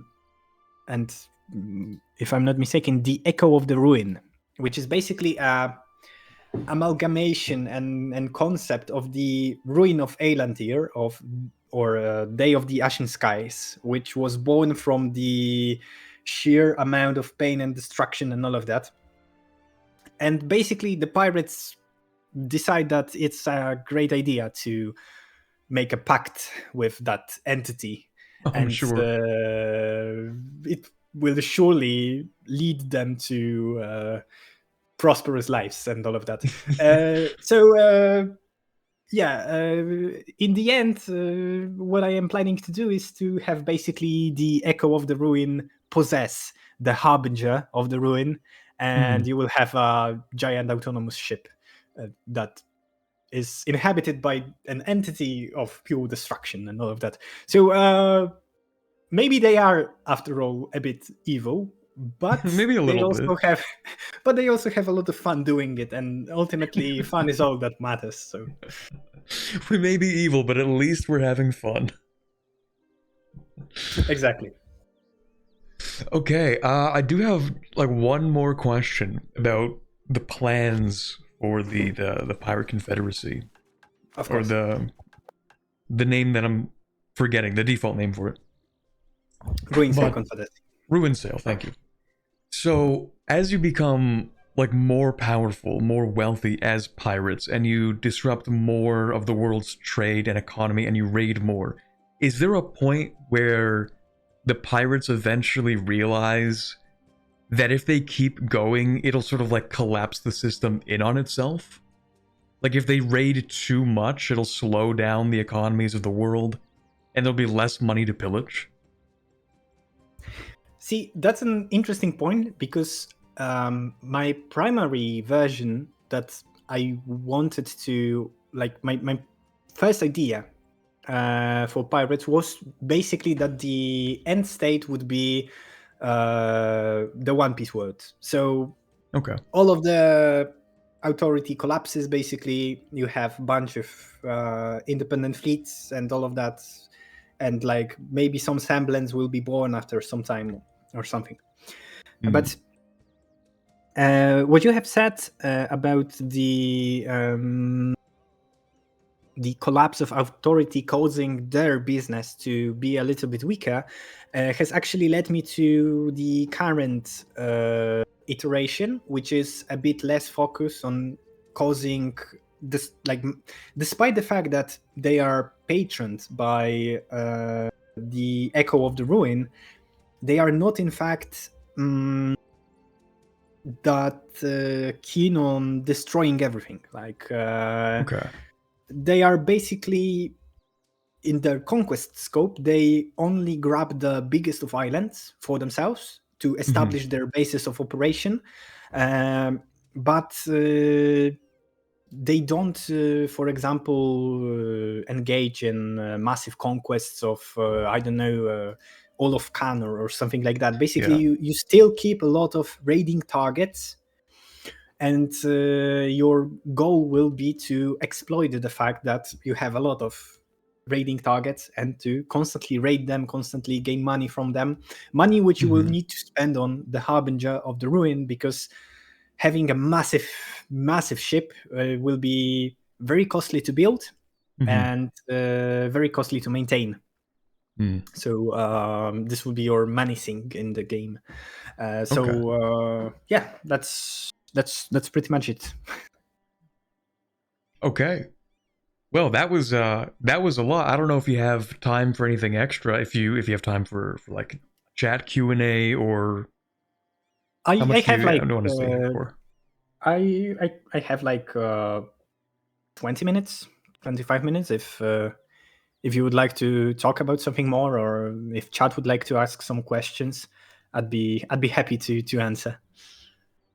Sure, yeah. Okay, so now that we've gotten consent for a Q&A session at the end here, is there anything chat would like to ask LVT while we have him here? Is there anything that interests anybody that we didn't quite cover? Also going to go ahead and scroll up to see if I find some questions that we ended up missing over the course of today's interview. Let's see.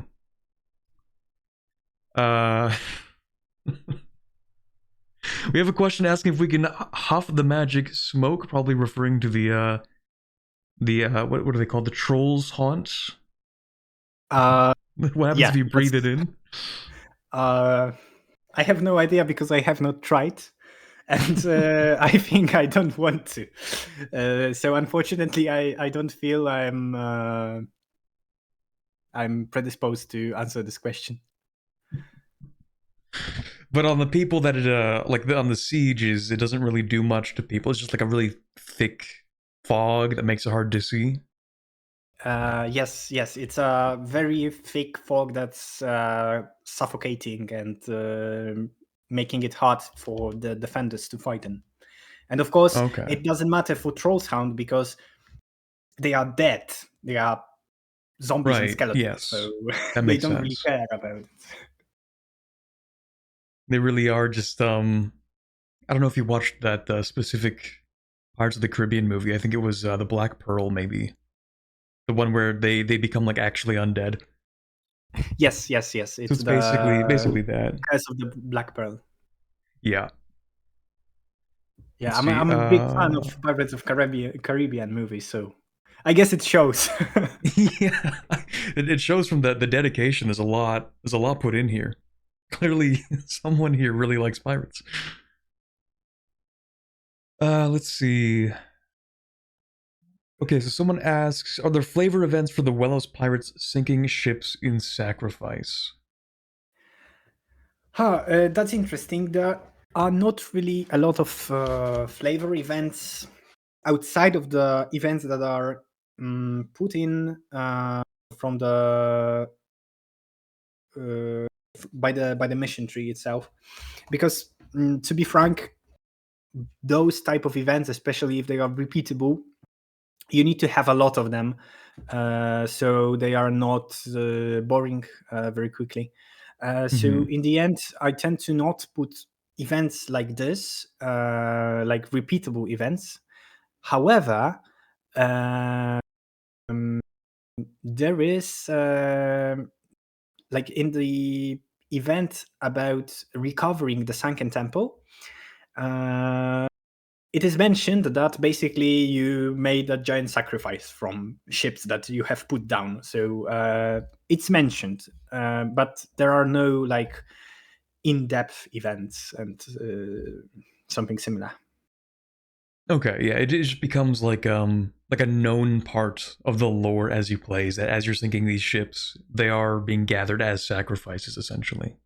Yes. Okay, that makes sense. Let's see, someone asked about news on Yezelmora. I think actually Lambert did a stream about the Umbral Covenant. So yes, there is news. That's going to be on a different stream. Or that was on a different stream. They already did that one, I think. Let's see. We have... When the pirate nations form, they steal the province if it's already been colonized, right? Yeah. So they I think I can answer this one even. Like they become like they take the province. It has to be colonized, I think, for it to Yes, actually even be possible to form yes, or to yes, spawn the correct. nation in. Mhm. And then you mentioned that there are two that inherit the culture, and then the other two inherit the religion. So that would be, I think, Rasail and Trolls Hunt inherit the cultures, or not inherit the culture. Sorry. I think you said Uh, they inherit the religion because they're yes, they specific inherit creatures. the religion. Yes, they are specifically East Dollar in case of Trollshound and Lencori Half Elf in the Yeah, case of Rasail. yeah, and then Lamentair and Port's Pale Gold are the ones that can inherit culture but not religion, because Lamentair is always Cult of Welos and Pale Gold is Regent Court, I think you said. Correct. Yes, they actually worship an interesting heresy of Regent Court called Natalara, Okay. which is basically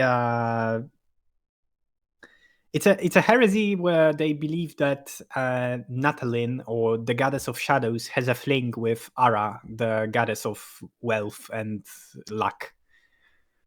Okay. Uh, yeah, it's it's an interesting thing to be read. I recommend it. Hmm. It's an interesting law. Yeah, I was gonna ask like why Regent Court, but I guess we have the answer then. It's it's like a kind of sort of Regent Court, but it's not like different enough to be its own religion. Yes, yes. Yeah, it's more or less Regent Court. Okay. Someone asked about incentives to go naval or maritime ideas. I guess it would really depend on what you want to do. You have a lot of naval buffs just sort of built in.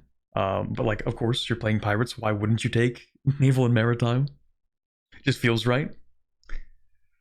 Let's Yeah. see. For Yeah. example, maritime is good just because of how many small islands you have. Basically, if you take a look at the map from far away, you have a lot of small islands, and they have a lot of sea tiles next to them. So you can really use the maritime ships repair in coastal zones buff, and basically have your fleet be constantly at max HP thanks to Hmm. this. So they kind of synergize with the idea groups natively by themselves, but there are no requirements to take certain ideas, because quite frankly I dislike them. You should be encouraged to take certain ideas because this is what synergizes with your nation, and not because I ask you to take them. Yeah, Same I with, agree. for example, Pashaine and taking court ideas. It's not mandated there, but of But it is course very useful. it's useful because you want to do as many agendas as possible. Hmm. Yeah, I really like that approach to mission tree design. I've always had gripes with ones that are like, okay, now you have to take trade ideas, or now you have to take, such and such ideas as like Yeah. a mandatory requirement. Yes, you have 23 trading companies, but you have to take trade ideas for free Yeah, traders that you cannot place anywhere. exactly. Happens more often than you would like to admit. Yeah. Let's see what else we have here. We do have a question about the pirate harpies, about Nalani. I don't think they have anything to do with these pirates. They're very separate, right? They don't, but they will be featured in the Ruin Sail Confederacy mission tree.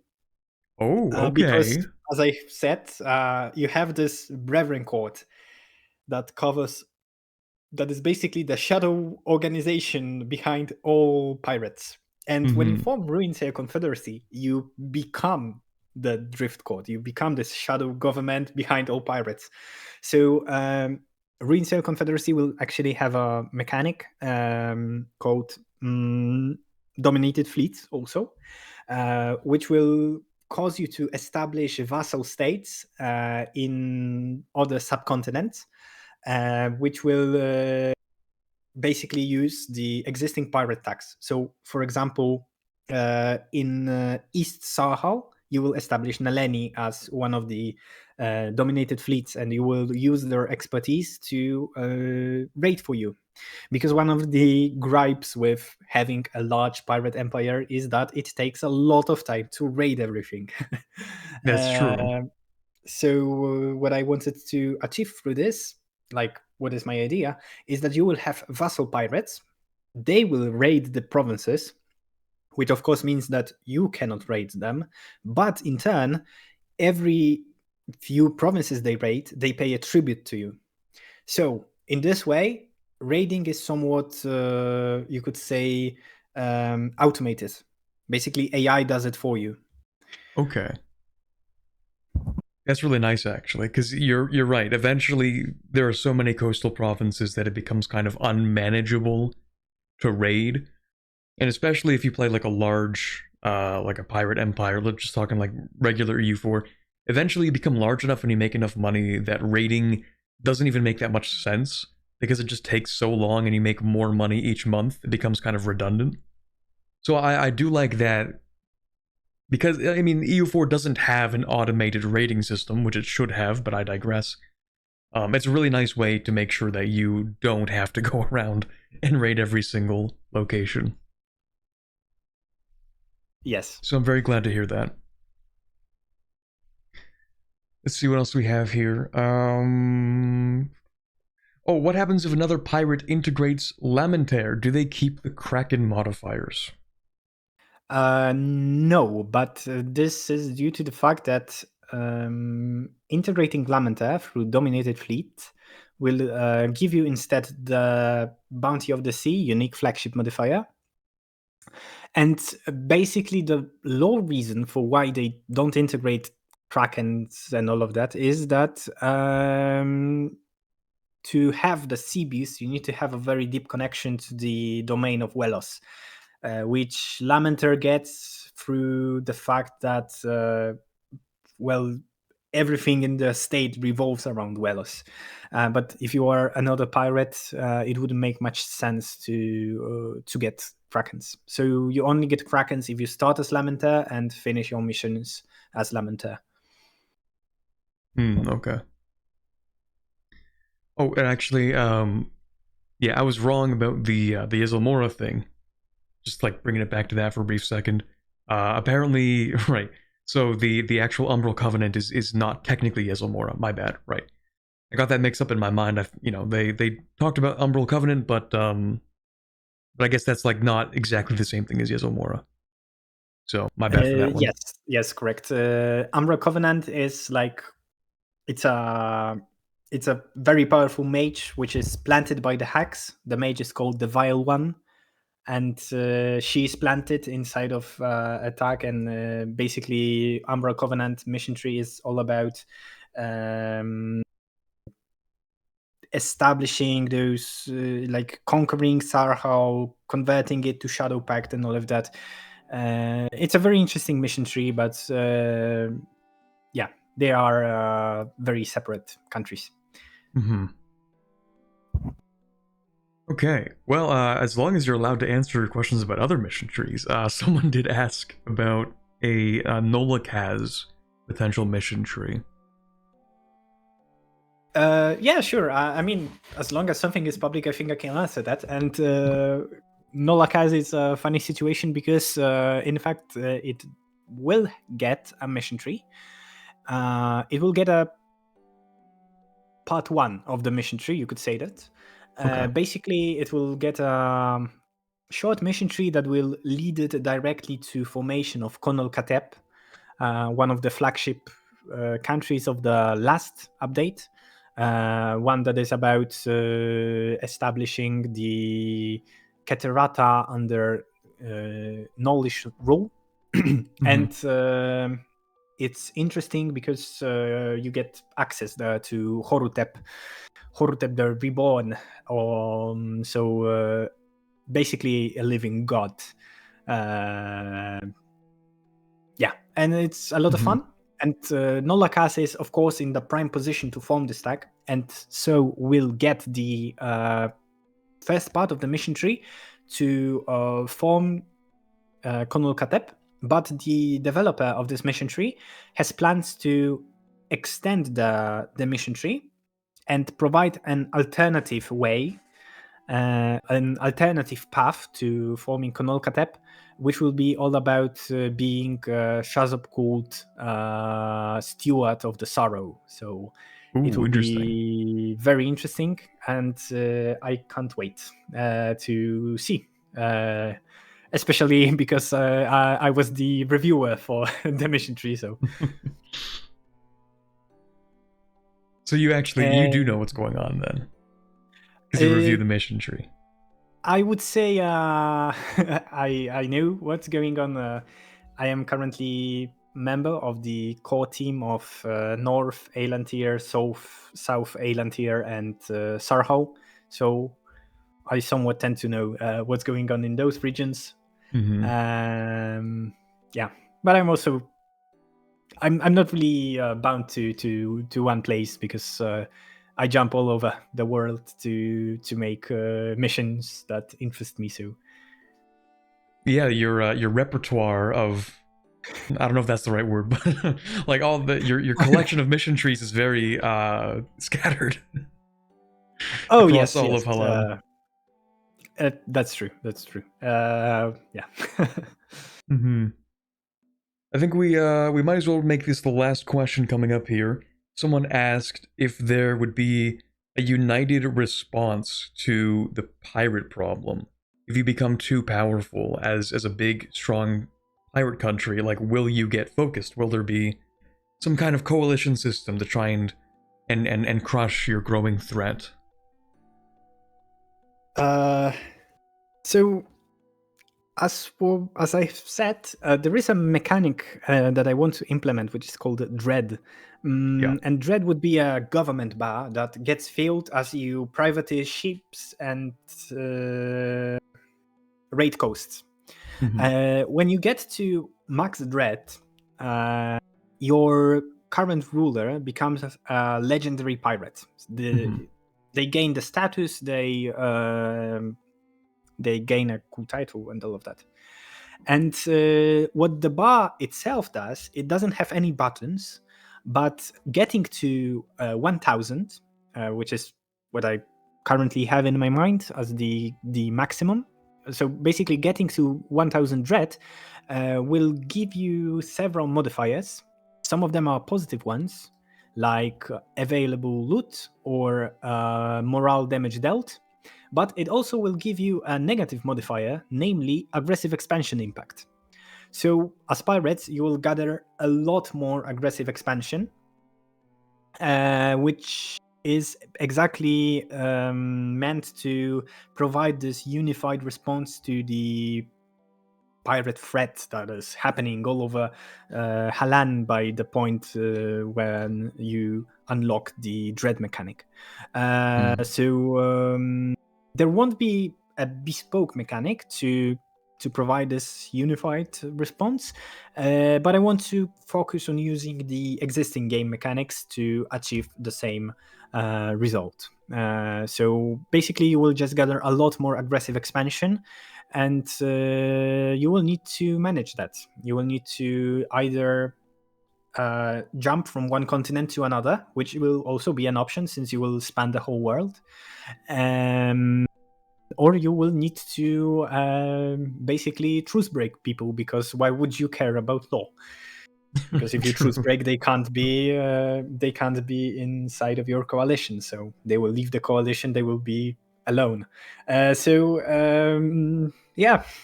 I hope that it was a satisfactory answer to the question. That does sound. It does sound like a good counterbalance to, the stronger your navy is, I suppose it become, especially since you can siege so easily, right? I suppose it becomes really easy to occupy and thus take territory. But of course, like, as infamous as you are as a pirate, yeah, I mean, it makes sense. Yeah. The more you raid, the more people are wary of each individual action you take. So if it gets to a point where, taking maybe a few islands, would that be like an HRE level of aggressive expansion, or higher or lower? I think it's higher, actually. Higher, okay. Basically, unless you get a lot of aggressive expansion reduction, you will acquire a lot of aggressive expansion as this country. But also, to not make wars too annoying, I am also planning to introduce casus belli called the Great Raid, which will allow you to use the blockade pod war go. So you will be able to basically blockade someone to 100% war score and then take provinces that way. But it will be a limited resource, so Okay. it won't be something you can basically you won't be able to like do it all the time, but you will get quite a few uses of this powerful casus belli to conquer in a more manageable way. Okay, so there are going to be like some ways to create almost an exception to the rule. Yes.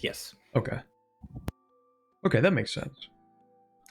All right, well, I think that was the last question we're going to take for today. I've held you hostage for long enough. Solid 2-hour interview. I want to thank you for the enormous amount of time that you've dedicated to answering questions and explaining all of the stuff coming to the pirates of Lamentair in the upcoming update. For people who missed it at the start, the update will be coming out April 24th. I think I got that right. That's correct.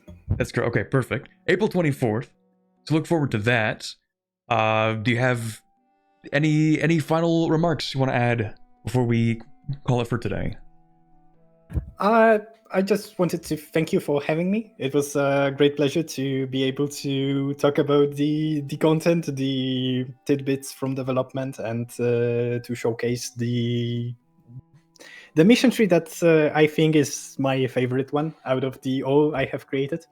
So thank you for having me. It was a great pleasure, and of course, thank you to everyone who was here and was listening to us and was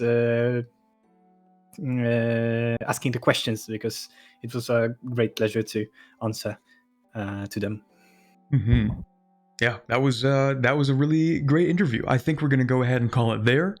So I'll say my thank yous to chat, and then we're gonna go ahead and end the stream, and I guess we'll go ahead and debrief just on a personal level. So thank you all for being here.